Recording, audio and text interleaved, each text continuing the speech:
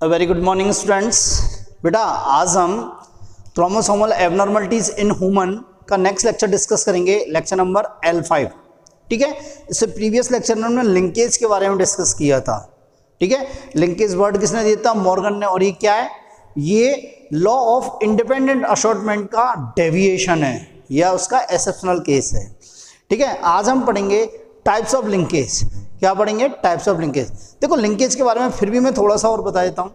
Linkage क्या होता है? जब क्रोमोसोम पे, जब एक क्रोमोसोम पे बहुत सारी जीन प्रेजेंट होती हैं, एक ही क्रोमोसोम पे बहुत सारी जीन प्रेजेंट होती हैं, तो वे जीन क्या होती हैं? उनमें आपस में अट्रैक्शन होता है एक तरह से। वो जीन आपस में क्या होती है? लिंक्ड होती हैं एक दूसरे से। तो वो क्या होती है? क्रॉसिंग ओवर से अलग नहीं हो पाती, सेपरेट नहीं हो पाती। जो सेपरेट नहीं हो पाती तो वो क्या करती हैं? वो क्या करती हैं? एक साथ ट्रांसफर होने की टेंडेंसी रखती हैं। मतलब पेरेंट से ऑफस्प्रिंग में एक साथ ट्रांसफर होने की टेंडेंसी लगती है, और इसी फिनोमेना को क्या बोलते हैं? हम लिंकेज। ठीक है, तो अब देखते हैं हम linkage, types of linkage.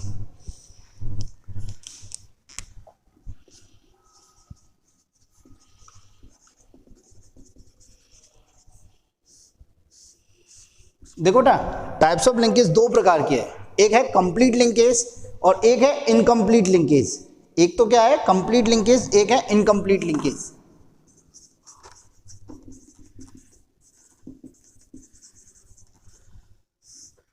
Complete linkage का मतलब क्या है? कि जो जीन है, जो क्रोमोसोम्स पर जीन प्रेजेंट हैं, बहुत सारी जीन है। मान लो एक जीन ये है, एक जीन ये है, एक जीन ये है, और भी बहुत सारी जीन है। मान लो एक जीन ये है। तो ये जीन क्या है? कंप्लीटली लिंक्ड है। कंप्लीटली क्या है? लिंक्ड जीन है। और इनमें अट्रैक्शन बहुत है। इनमें क्या है? अट्रैक्शन बहुत है। मतलब क्रॉसिंग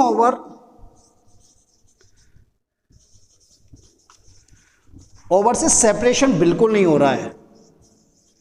सेपरेशन ऑफ जीन 0%, बिल्कुल सेपरेशन नहीं हो रहा है। तो इस कंडीशन में क्या होगा?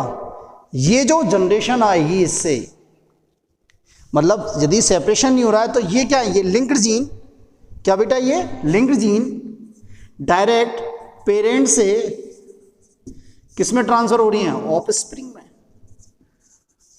ठीक है, जब ये ऑफस्प्रिंग जो हो रही है तो मतलब क्रॉसिंग ओवर 0% है, तो क्या ये न्यू कॉम्बिनेशन शो करेगी, रिकॉम्बिनेशन शो करेगी? नो। तो इस कंप्लीट लिंकेज में ओनली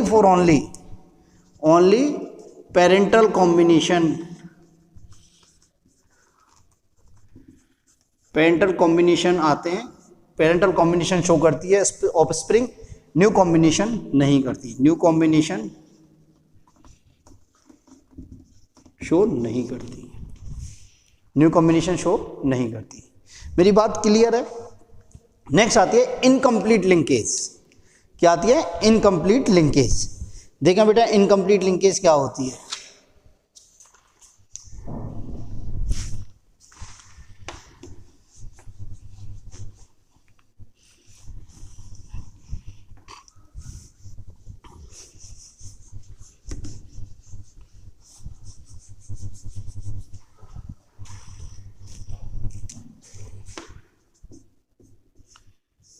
इनकम्प्लीट लिंकेज। देखो बेटा, ये क्रोमोसोम है, ये होमोलोगस क्रोमोसोम का एक पेयर है।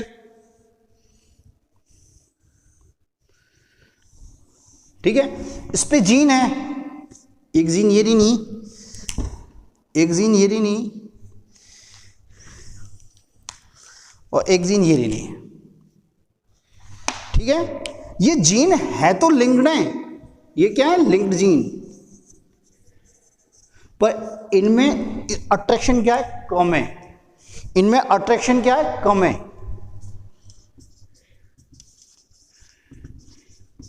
अट्रैक्शन क्या कम है? डिस्टेंस क्या है इनके बीच में? ज़्यादा है। डिस्टेंस बिटवीन जीन ज़्यादा है। तो इनमें कुछ परसेंट क्रॉसिंग ओवर होगा, कुछ परसेंट क्रॉसिंग ओवर होगा। तो ऐसे में कुछ परसेंट क्रॉसिंग ओवर होगा, कुछ परसेंट होगा, ज़्यादा नहीं, कुछ, बहुत कम परसेंटेज क्रॉसिंग ओवर होगा। मतलब या कह सकते हैं बहुत ज़्यादा क्रॉसिंग ओवर होगा, कम क्रॉसिंग ओवर होगा। तो ये क्या होगा, जब क्रॉसिंग ओवर होगा तो ये जीन क्या होंगी, ये लिंक्ड जीन क्या होंगी, थोड़ी बहुत सेपरेशन होगा इनमें, थोड़ा बहुत क्या होगा, सेपरेशन होगा, कुछ परसेंटेज सेपरेशन होगा। तो ये इनकम्प्लीट लिंकेज में जो प्रोजेनी होगी या ऑफस्प्रिंग होगी वो क्या करेगी, पेरेंटल कॉम्बिनेशन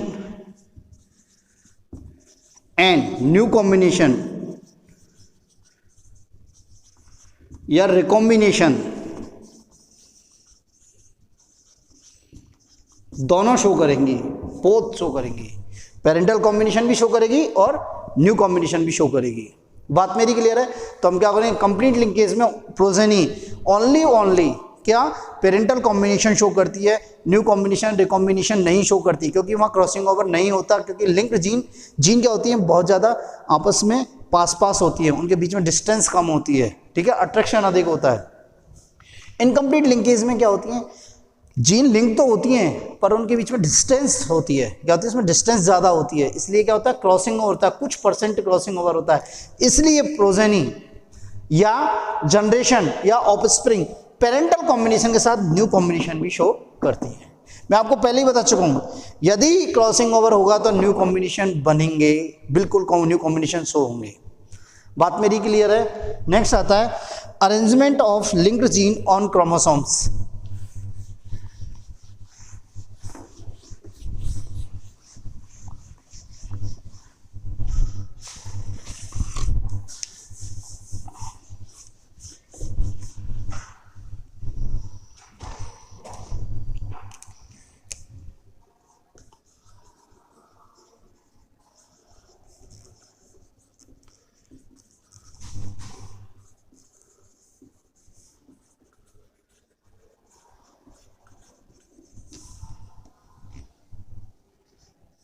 देखो, जीन का जो अरेंजमेंट होता है क्रोमोसोम्स पे वो टू टाइप्स का होता है।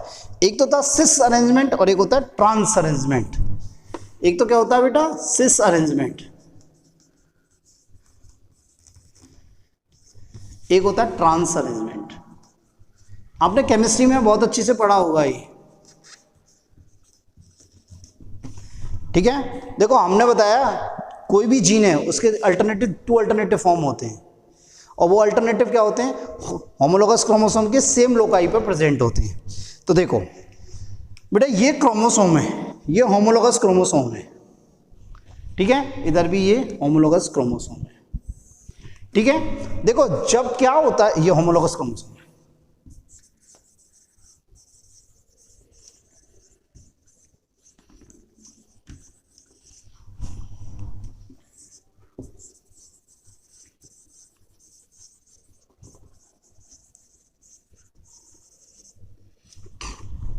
देखो बेटा क्या होता है, जब इस क्रोमोसोम पर दोनों डोमिनेंट और सेकंड पे दोनों रेसेसिव यदि एलेल्स होते हैं तो उसे क्या बोलते हैं, सिस अरेंजमेंट। मान लो यहां भी इस एक पेयर के वन क्रोमोसोम पे दोनों डोमिनेंट हों, दोनों डोमिनेंट एलेल हों, और सेकंड पे क्या होते हैं, दोनों रेसेसिव हों, क्या हों, दोनों रेसेसिव। होमोलोगस क्रोमोसोम है, इसमें दो क्रोमोसोम्स हैं, एक मदर से आया है, एक फादर से आया है, ठीक है। यदि पेयर के किसी भी एक क्रोमोसोम पर दोनों डोमिनेंट एलील हों और दूसरे पे दोनों रेसेसिव हों तो उसे क्या बोलते हैं, सिस अरेंजमेंट। क्या बोलते हैं, सिस अरेंजमेंट। तो बेटा इसमें गैमेट्स कितने टाइप के बनेंगे, दो टाइप के गैमेट्स बनेंगे। कौन कौन से, एक गैमेट्स बनेगा ए और बी इस वाला, और इसका क्या बनेगा, ए और बी। मेरी बात समझ में आई है नहीं? तो इसे होता है cis arrangement. When both dominant alleles are present on one chromosome of in a homologous chromosomes या इन ए होमोलोगस पेयर, ठीक है। तो और recessive present in another chromosomes in a homologous pair, ठीक है। होमोलोगस पेयर के एक chromosomes पर दोनों डोमिनेंट और दूसरे क्रोमोसोम दोनों रेसेसिव प्रेजेंट हो तो उसे क्या बोलते हैं हम, सिस अरेंजमेंट। इधर देखो, जब होमोलोगस क्रोमोसोम के एक क्रोमोसोम पर एक डोमिनेंट और एक रेसेसिव, और दूसरे पे भी एक डोमिनेंट और एक रेसेसिव एलील प्रेजेंट हो तो उसे क्या बोलते हैं, ट्रांस अरेंजमेंट। देखो ये ए, इसका रेसेसिव डोमिनेंट और इसका रेसेसिव यहाँ, ठीक है, दूसरे का यहाँ रेसेसिव और यहाँ डोमिनेंट, ठीक है, मतलब होमोलोगस क्रोमोसोम के पेयर के एक क्रोमोसोम पे एक रेसेसिव एक डोमिनेंट, दूसरे पे भी एक डोमिनेंट और एक रेसेसिव, तो इस अरेंजमेंट को क्या बोलते हैं, ट्रांस अरेंजमेंट। तो इसमें गैमेट्स कैसे बनेंगे, यहाँ कैसे बनेगा ए एंड बी, और यहाँ कैसे बनेगा बेटा ए। बात समझ में आई नहीं? तो ये हो गया trans arrangement and cis arrangement. क्या हुआ बेटा, trans arrangement and cis arrangement. ठीक है बेटा, एक टॉपिक हम भूल गए थे, लिंकेज ग्रुप। क्या बेटा, लिंकेज ग्रुप, मैं वो आपको थोड़ा सा बता देता हूँ लिंकेज ग्रुप क्या होता है। ठीक है,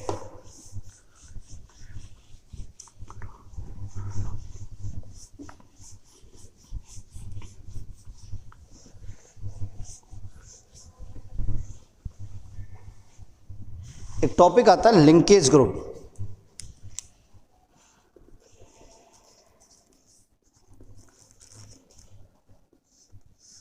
देखो linkage group means number of homologous chromosome.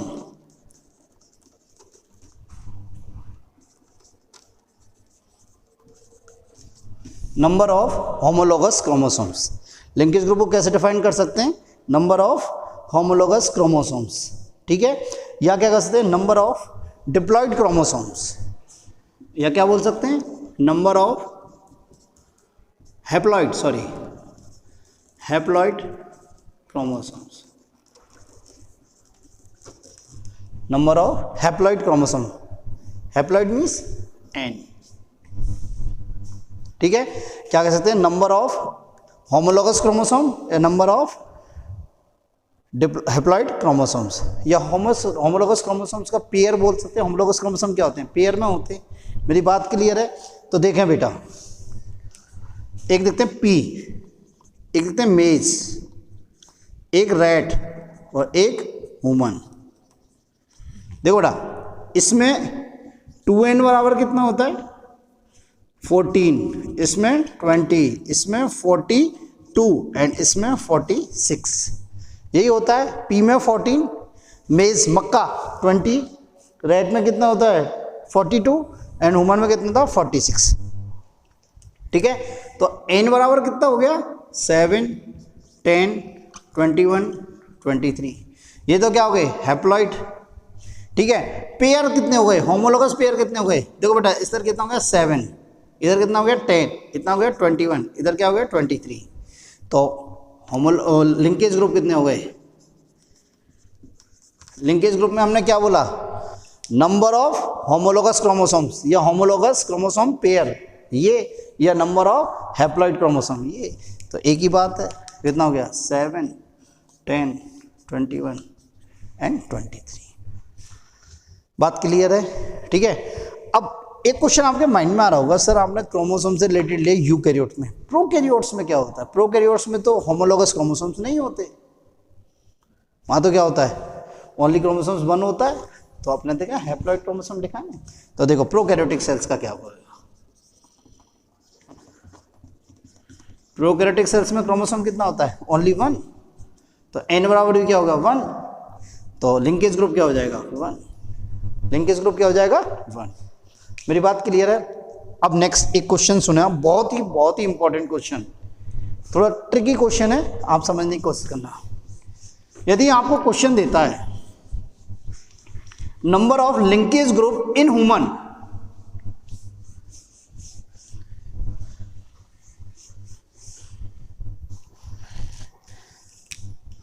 Question number of, how much number of linkage group in human.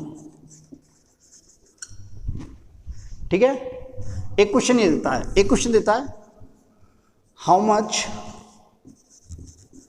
Number of linkage in male human. ठीक है। एक क्वेश्चन ये भी दे सकता है, how much number of linkage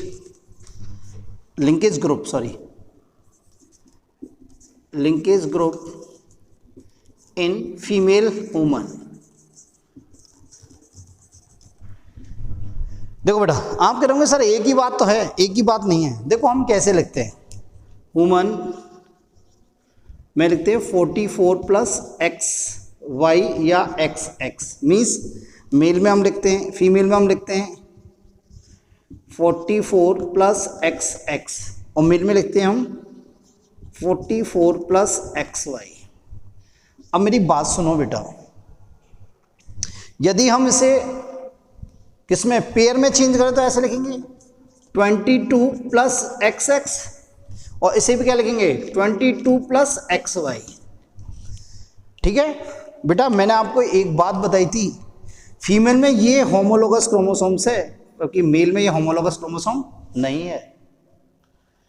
female में तो ये क्या है, होमोलोगस क्रोमोसोम है, पर मेल में ये होमोलोगस क्रोमोसोम नहीं है। क्यों? क्योंकि एक्स अलग और वाई अलग है। और दूसरी बात, एक बात बताइए, एक्स की साइज क्या होती है, लार्जर, बड़ी होती है, लार्ज होती है, और वाई की स्मॉल होती है। तो यहां कितने लिखेंगे अपन, 22 प्लस 1, 23 लिंकेज ग्रुप है। यहाँ क्या है बेटा, 23 लिंकेज ग्रुप है।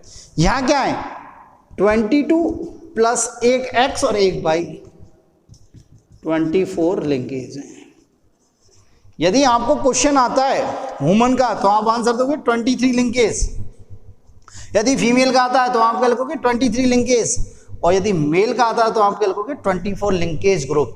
ये ध्यान रखना, वुमन का आता है तो क्या लिखोगे 23 लिंकेज ग्रुप, फीमेल का आ गया तो 23 लिंकेज ग्रुप, और यदि स्पेसिफिक मेल आइडेंटिफाई कर दिया तो हम क्या लिखेंगे 24 लिंकेज ग्रुप। क्या लिखेंगे बेटा, 24 लिंकेज ग्रुप। मेरी बात क्लियर है नहीं है? ठीक है। नेक्स्ट टॉपिक आता है क्रॉसिंग ओवर। नेक्स्ट टॉपिक आता है बेटा क्रॉसिंग ओवर। ठीक है, तो देखते हैं क्रॉसिंग ओवर क्या होता है।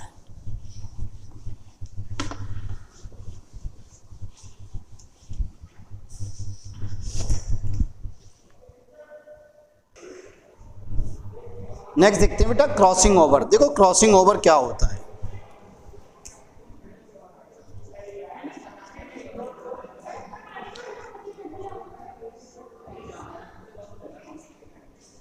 क्रॉसिंग ओवर, देखो बेटा क्रॉसिंग ओवर क्या होता है। Crossing over means exchange of gene between homologous chromosomes.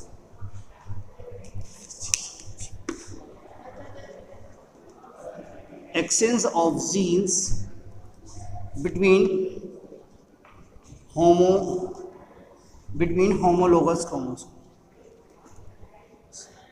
between homologous chromosomes या between chromosomes in homologous pair ज़्यादा बेटर है, या क्या लिखें between chromosomes in homologous pair। बात क्लियर है? क्या लिखें बेटा हम, the exchange of gene between chromosomes of या इन ए होमोलोगस पेयर, इसको क्या बोलते हैं हम, क्रॉसिंग ओवर। देखो क्रॉसिंग ओवर कब होता है बेटा, क्रॉसिंग ओवर होता है मियोसिस फर्स्ट। देखो मियोसिस को दो पार्ट्स में डिवाइड करते हैं, meiosis first and meiosis second. ठीक है, और मियोसिस फर्स्ट की ऐसी जो फेजेज होती हैं, prophase first, metaphase first, anaphase first, telophase first, तो इसी प्रकार क्या होती है, मियोसिस फर्स्ट की प्रोफेज फर्स्ट होती है। और प्रोफेज फर्स्ट अगेन कितनी फेजों में डिवाइड होती है, 5 फेजों में, leptotene, zygotene, diplotene, leptotene, zygotene, pachytene, diplotene, diakinesis. क्या बेटा, लेप्टोटीन, जाइगोटीन, पैकाइटीन, डिप्लोटीन और डाइकाइनेसिस। तो प्रोफेज फर्स्ट की पैकाइटीन प्रावस्था में, पैकाइटीन स्टेज में, पैकाइटीन फेज में, इसमें क्या होता है, क्रॉसिंग ओवर होता है। क्या होता है, क्रॉसिंग ओवर होता है। यदि आपसे क्वेश्चन पूछा जाता है कि exchange of gene in between the chromosomes क्या कहलाता है? Crossing over. और क्रॉसिंग ओवर कब होता है? मियोसिस फर्स्ट की, प्रोफेज फर्स्ट की पैकेटिन में, पैकेटिन स्टेज में होता है। बात समझ में आई? तो देखो ये जो एक्सचेंज होता है, एक्सचेंज जो होता है जीनों का, वो किसमें? क्रोमोसोम्स के जो नॉन सिस्टर क्रोमेटिड होते हैं। क्या बेटा? Non sister chromatid. इन क्रोमोसोम्स के क्या होते हैं? Non sister chromatid.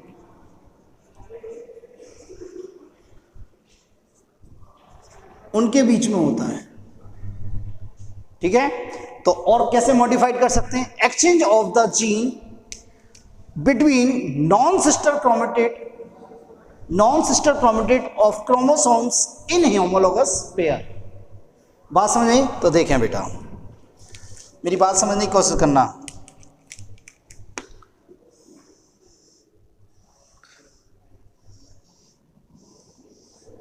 ये क्रोमोसोम है, ये एक होमोलोगस क्रोमोसोम है।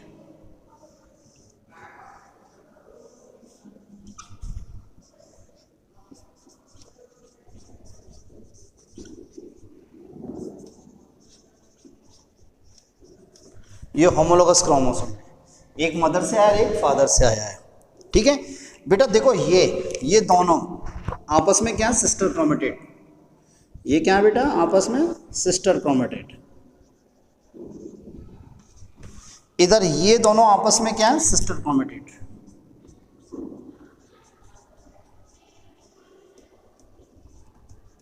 बेटा ये होमोलोगस क्रोमोसोम में मैंने कलर इसलिए डिफरेंट कर दिया आइडेंटिफिकेशन के लिए। ये दोनों आपस में, ये दोनों आपस में क्या है? ये रेड और ब्लू क्या है? आपस में नॉन सिस्टर क्रोमेटिड।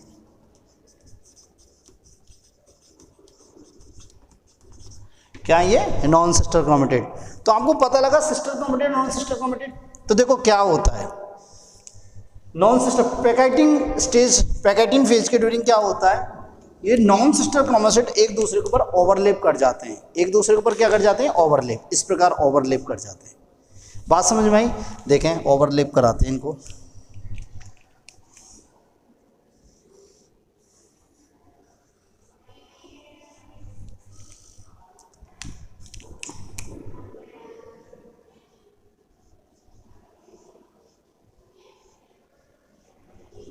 ये क्रॉसिंग ओवर है, ये प्रोसेस क्या हुआ? क्रॉसिंग, ठीक है। और इस जब क्रॉसिंग ओवर होता है तो क्या होता है? एक क्रोमोसोम्स होते हैं, इन दोनों के बीच में जीनों का एक्सचेंज होता है। मतलब कुछ रेड वाले क्रोमोसोम्स का पार्ट ब्लू वाले क्रोमोसोम के साथ अटैच हो जाता है, और कुछ ब्लू वाले क्रोमोसोम्स का पार्ट रेड वाले क्रोमोसोम्स के साथ अटैच हो जाता है। और जो अटैचमेंट होता है ना, इसको जो अटैच पार्ट होता है उसे बोलते हैं काइज़मा। क्या बोलते हैं? काइज़मा। तो देखें ये क्या होता है।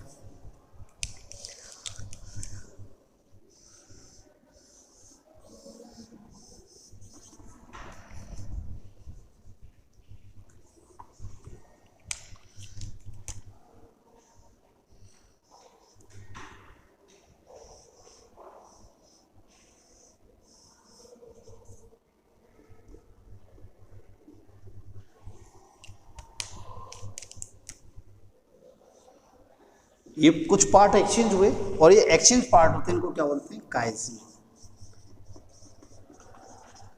क्या बोलते हैं? काइज़मा। बात समझ में आई? तो क्या हुआ भाई? इस क्रोमोसोम का कुछ पार्ट, रेड वाले क्रोमोसोम्स का कुछ पार्ट ब्लू वाले क्रोमोसोम्स के पास आ गया, और ब्लू वाले क्रोमोसोम्स का कुछ पार्ट रेड वाले क्रोमोसोम्स के पास आ गया। तो जीनों का एक्सचेंज हुआ या नहीं हुआ? अब ये क्रोमोसोम्स मान लो किसी गैमेट्स में जाएगा और उस गैमेट्स का फर्टिलाइजेशन होता है, तो उसमें क्या हुआ? ये भी अपने आप को एक्सप्रेस करेगा और ये भी अपने आप को एक्सप्रेस करेगा। ब्लू भी एक्सप्रेस करेगा और रेड भी एक्सप्रेस करेगा। इधर ब्लू भी एक्सप्रेस करेगा, रेड भी एक्सप्रेस करेगा। तो नए कॉम्बिनेशन बनेंगे या नहीं बनेंगे? न्यू कॉम्बिनेशन बनेंगे या नहीं बनेंगे? तो मेरी बात समझ में आई? तो दोबारा सुन लो।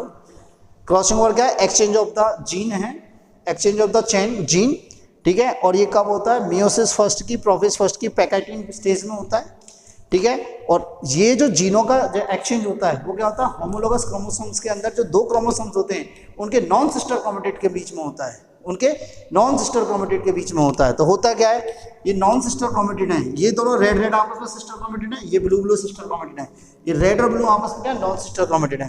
तो ये क्या होते हैं, नॉन सिस्टर क्रोमेटिड आपस में एक दूसरे पे ओवरलैप कर जाते हैं, इस प्रोसेस को क्या बोलते हैं, क्रॉसिंग ओवर। ठीक है, बाद में जब ये सेपरेट होते हैं तो रेड वाले का कुछ पार्ट ब्लू वाले पे चल जाता है, ब्लू वाले का कुछ पार्ट रेड वाले पार्ट पे चला जाता है, और इन पार्ट को क्या बोलते हैं, काइज्मा। क्या बोलते हैं, काइज्मा। तो ये है क्रॉसिंग ओवर। ठीक है, अब आता है टाइप्स ऑफ क्रॉसिंग ओवर। देखो, single crossing over, double crossing over, multiple crossing over, 3 type का क्रॉसिंग ओवर होता है।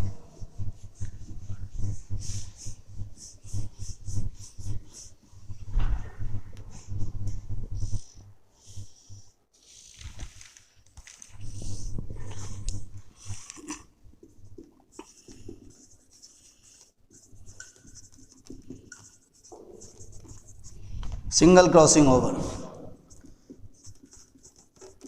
डबल क्रॉसिंग ओवर, और थर्ड मल्टीपल क्रॉसिंग ओवर।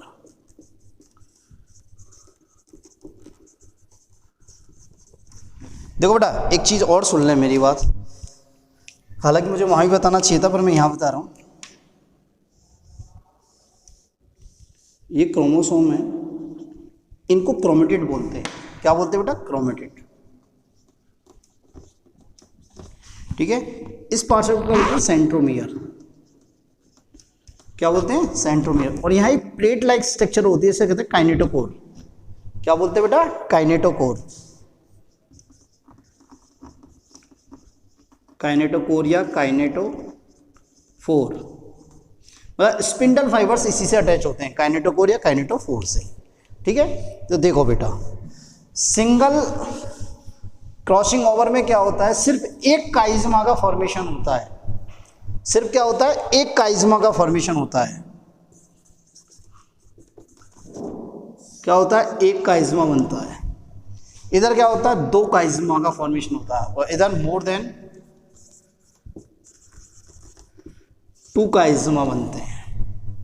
ठीक है, इसमें क्या होता है, क्रोमेटिड, उसमें एक क्रोमेटिड इन्वॉल्व होता है, इसमें 2 क्रोमेटिड इन्वॉल्व होते हैं, और इसमें मोर देन 2 क्रोमेटिड इन्वॉल्व होते हैं। ठीक है, next point of crossing over या अटैचमेंट। इसमें पॉइंट ऑफ अटैचमेंट या क्रॉसिंग ओवर 1 होता है, इसमें पॉइंट ऑफ अटैचमेंट क्या होते हैं, 2 होते हैं, और इसमें point of attachment more than 2 होते हैं। देखते हैं कैसे। देखो बेटा,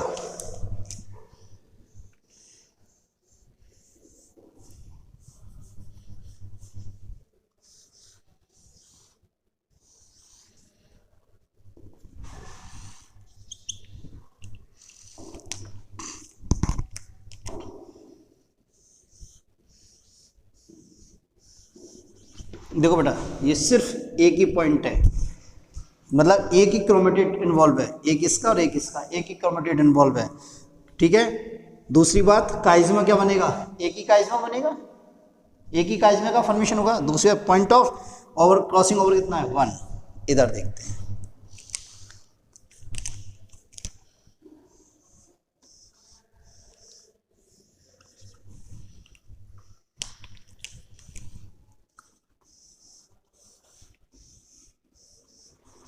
यहाँ क्या हुआ, देखो बेटा, काइज्मा 2 बनेंगे, एक तो यहाँ बनेगा, एक यहाँ फॉर्मेशन होगा।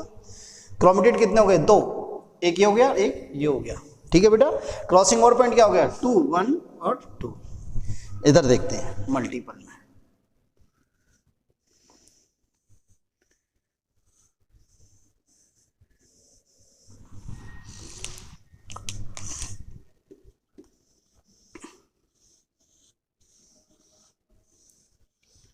देखो बेटा, चारों क्रोमेटिड इन्वॉल्व में 3 हो सकते हैं, कोई जरूरी नहीं है 4 हो, 3 हो सकते हैं, ये वाली भी कंडीशन हो सकती है।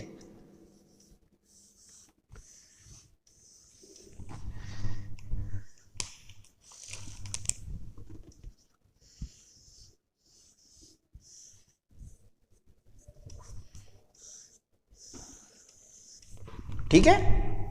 और क्या हो सकता है, और भी एक कंडीशन हो सकती है, देखो बेटा और कैसी कंडीशन हो सकती है, मेरी बात समझ में आई। मतलब काइज्मा क्या बनेंगे, यहाँ काइज्मा क्या बनेंगे 4, यहाँ क्या बनेंगे 3।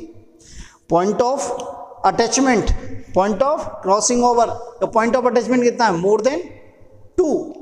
ठीक है। और कैसे हो सकता है, देखो ऐसे भी हो सकता है, इसमें यहां दिखाता हूं।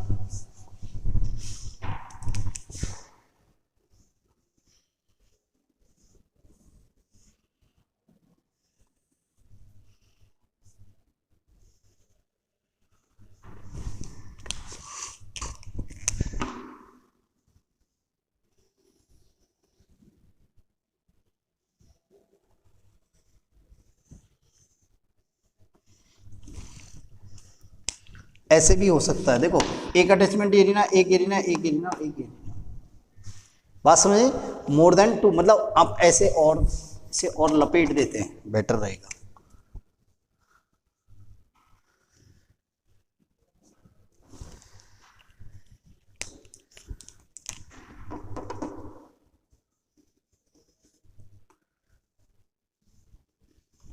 ठीक है।